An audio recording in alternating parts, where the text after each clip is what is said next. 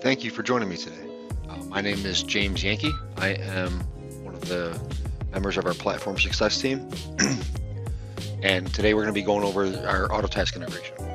So first and foremost, the page that you're seeing right now is the landing page to the Cloud Marketplace. There's two different ways to log in. You can log in with IM Online or you can log in with the CMP account. The most common way to log in is with the IM Online account. That's going to be the credentials that you have across any and all Ingram micro portals. From there, once you log in, this button right in the middle will go from become a reseller to control panel, and you'll click on that button, and then that will open up your reseller control panel. So when you first open up your reseller control panel, it's going to take you into the marketplace here. Once this menu option here loads, you'll click on the integrations tab or the marketplace apps.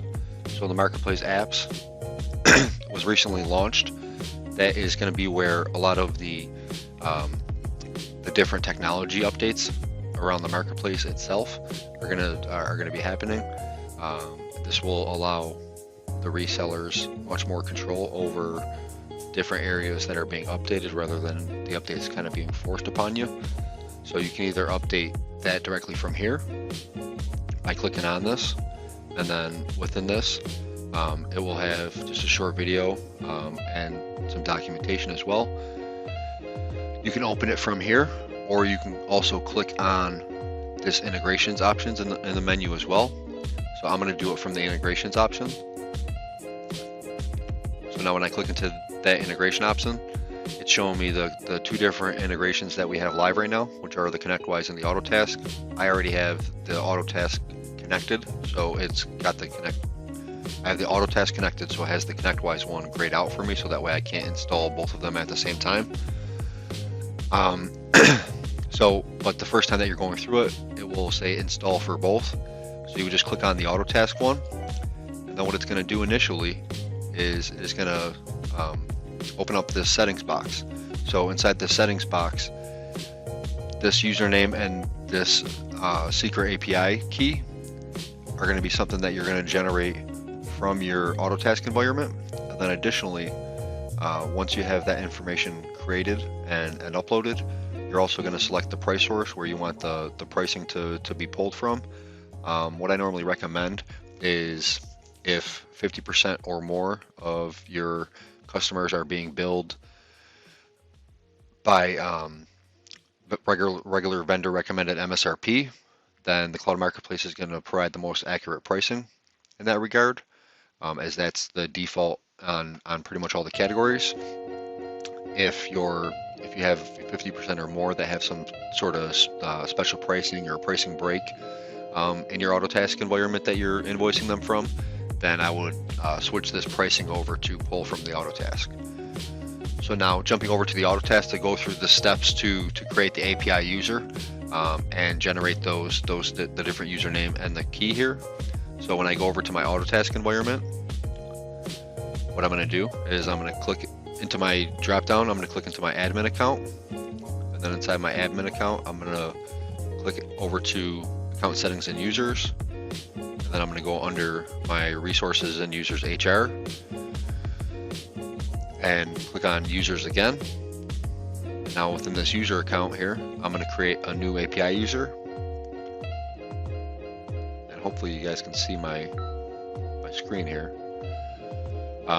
Within this screen here, I'm going to input the different information.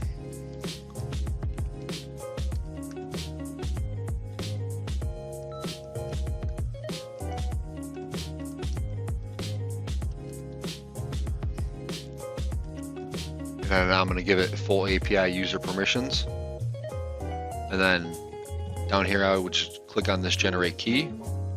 And I'm also going to generate my secret. And this is the different information that I will take and input into the other side here. Additionally, I recommend selecting the integration vendor. So now on this drop down here, there is going to be obviously plenty to choose from. So you can choose from it within this menu option. Should be the Ingram Micro Cloud. So that's the option that you'll select there. The line of business does not need to be changed or generated. Once you have all this created and everything, you'll click on Save and Close. Now please make sure that you grab that username and that API key, as the API key will not be visible going forward. And then when you have that information saved, copied, on a notepad or something for the time being, then you can come back over to here and you would just input that information in there. And then once you have it, you would click Save. So now at that point, it will update this icon here, and it'll be red and say not connected, and it'll refresh and turn over to green and say connected. So now at that point, the two platforms are connected and seeing and talking to one another, and that's going to conclude the portion of the demo going over the initial setup and creation of the API members and keys and whatnot. So now at this point, we have our connection created between our two platforms. So now we're going to proceed on with the mapping of our customers and our products. So there's two different ways that we can do this. When you first come back to the integration, you're going to click on Check Changes. What that's going to do at that time is it's going to be checking your reseller control panel for any recent sales orders, any recent change orders, cancellation orders, or billing orders. Billing orders are going to be around your usage-based services like Azure and Acronis and those types of items. Any recent orders will populate here. Normally the first time that you're doing this, it's going to go back roughly about 2 weeks, 2 weeks to a month, to look for additional orders. Now there's two ways that you can proceed with the mapping from this point. So first you can click on the settings icon here in the upper right side of the screen, click on mapping. This is going to load up your customer list here. So initially, when you go into the customer list, this icon in the middle here is going to be toggled on. That's going to be showing only the unmapped customers, which initially will be fine. But obviously, as you're completing the mapping and whatnot, you're going to want to untoggle that so that way you can see all the customers that are mapped as well. Now, when you're going through this, you're going to initially come through here, and I'm going to actually search for a customer.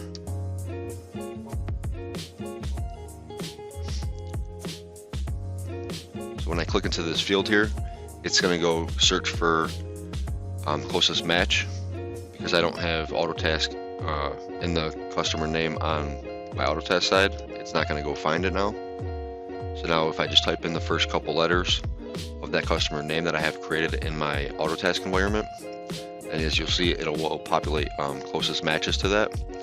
And if, say, for example, the customer's been purchased at some point, so the name has actually changed and maybe it's not updated on the marketplace or on the AutoTask side, but that they're not an exact match, or they're very, very different than one another, you can direct it to where you want it to go by typing in the name and starting to type in the name of what that customer's name is in AutoTask that you want it to connect it to.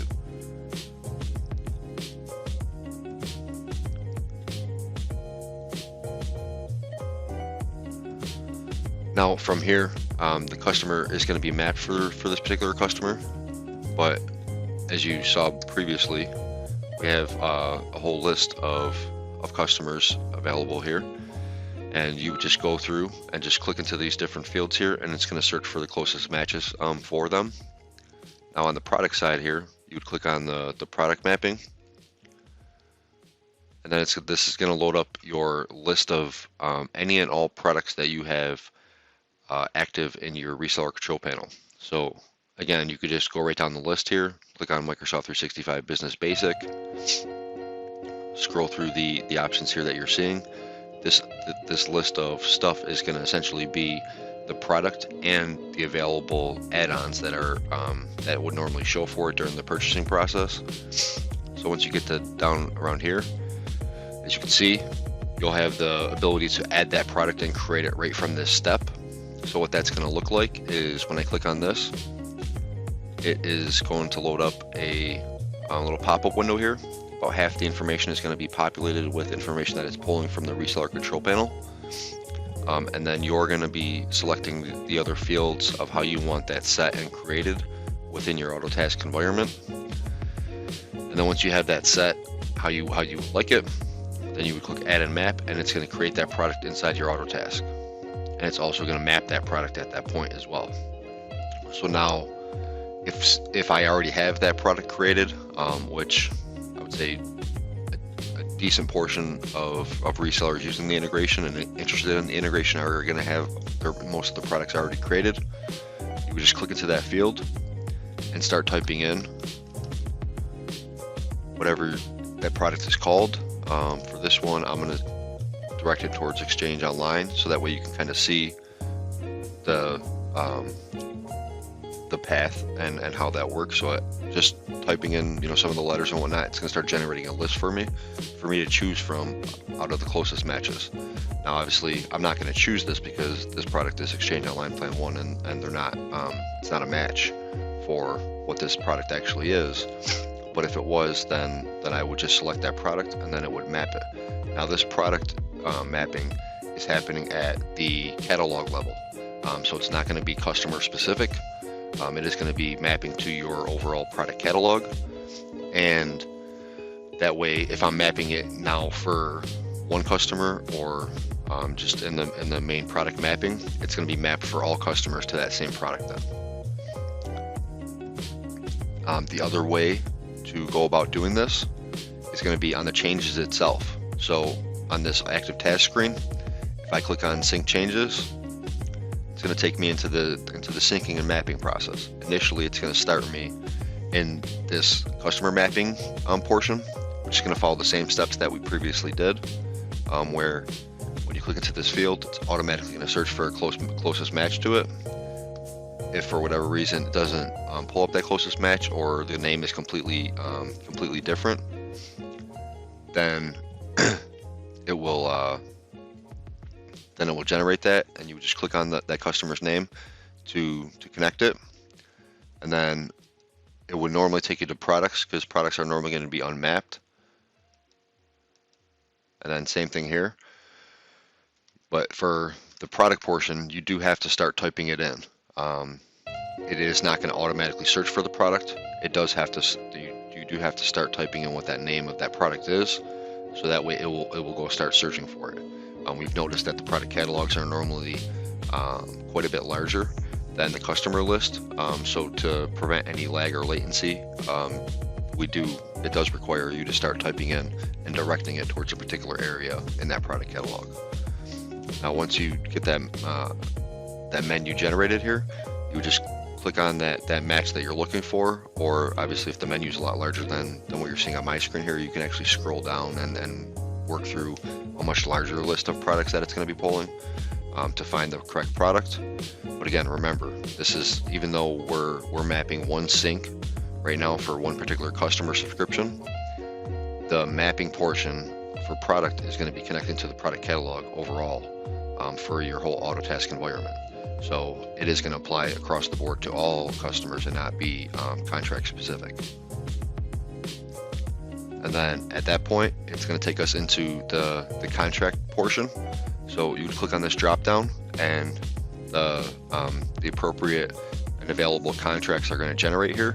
The contracts do have to match what the term is for the product itself. So as you can see, this is a monthly product, so it has to be a monthly contract. If, say, for example, that I have both an annual contract and a monthly contract for this particular customer for a variety of different products in my AutoTask environment, it will not show and generate the annual agreement or the annual contract. Now, once I click in there, now it's going to actually load up the information here. So what's happening here is it's just going to be updating the overall amount of my quantities here. And it's going to be just updating the existing contract that's in my AutoTask. There's also another option to add the proration to that as well. That will show if you do choose that option. And that's the integration from start to finish. There's going to be some additional information here coming shortly, as we are planning another release here in the month of November. And from there moving forward, there regularly will be updates to this video as different changes are being made and different features are being added as well. Thank you.